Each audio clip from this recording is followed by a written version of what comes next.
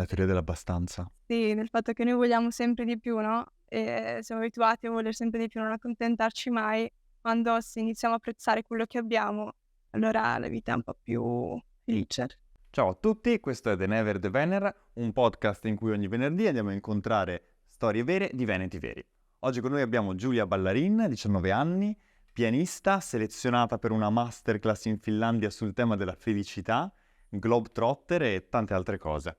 Questo progetto della felicità, ci racconti un po' di più di che cosa si tratta? Così siamo in 5 giorni in questo resort nella natura dove c'erano questi professionisti, dove ti spiegavano il perché i finlandesi erano felici, ci facevano fare attività di qualsiasi tipo. Ah, perché i finlandesi sono considerati un popolo Il più molto felice al felice? mondo, il Ah più sì? felice al mondo. Sono stata presa, a mia sorpresa, insieme a altri 13 partecipanti. La prima attività è stata andare a pescare, per esempio cucinare il cibo nella natura per spiegarci il rapporto che hanno con la natura, no, e poi dopo abbiamo fatto una sessione di, condivisione la teoria dell'abbastanza, abbiamo parlato La teoria dell'abbastanza. sì, del fatto che noi vogliamo sempre di più, no, siamo abituati a voler sempre di più, non accontentarci mai. Quando iniziamo a apprezzare quello che abbiamo, allora la vita è un po' più felice. Pensi che questa esperienza abbia messo in discussione le tue idee sulla felicità? La felicità sto capendo, perché è una cosa che si capisce piano piano, giustamente, ho imparato che è uno stato mentale che decidi di importi sostanzialmente inizialmente, poi decidi di mantenere. E nel mio caso si raggiunge quando smetti di vivere di aspettative nella vita. Quindi di aspettative però create dai social media, dalle persone attorno a te, quindi da altre persone, di smettere di vivere proiettato nel futuro.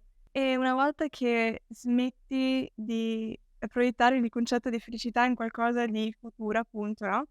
E lo proietti su qualcosa di presente che puoi avere in questo momento, allora la vita rallenta, inizi ad apprezzare tante cose, a fare quello che vuoi fare e a entrare in questo stato mentale di entusiasmo anche della vita, no, Certo, e da quella la felicità poi non è arriva. facile, No, è facile non è dirlo, ma facile. è un processo, è un processo. Però tu pensi di star facendo il Sono tuo solo il meglio? processo, sono Sei su solo il quella strada processo. giusta. Sì, sì. Evviva. Veniamo a quello, esatto, Veniamo alla felicità. alla felicità. E invece mi avevi raccontato di questa esperienza in Francia in una comunità induista. Sostanzialmente mi svegliavo alle 4 per meditare, c'era la meditazione, poi c'era, tutta una processione dei mantra, una cerimonia, tutto quanto, e poi alle 7 si faceva colazione, si iniziava poi a fare il servizio, quindi a lavorare per 3 ore nella comunità.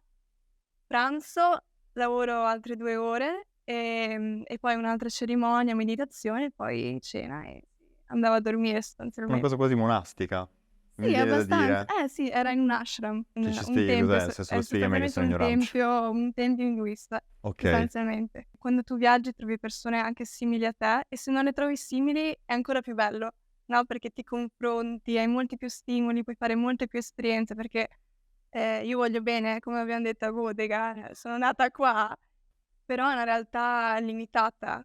Invece quando tu Certo. vai a fare nuove esperienze e ti confronti con un'altra realtà, poi così grande come è stata il Canada, come è stato poi il giro dell'Europa, è sempre positivo, sempre positivo. Ma tu che consiglio daresti a un tuo coetaneo che si sta chiedendo, magari come anche tu lo stai facendo, se rimanere qui, se vedere il suo futuro qui o se vederlo da un'altra parte?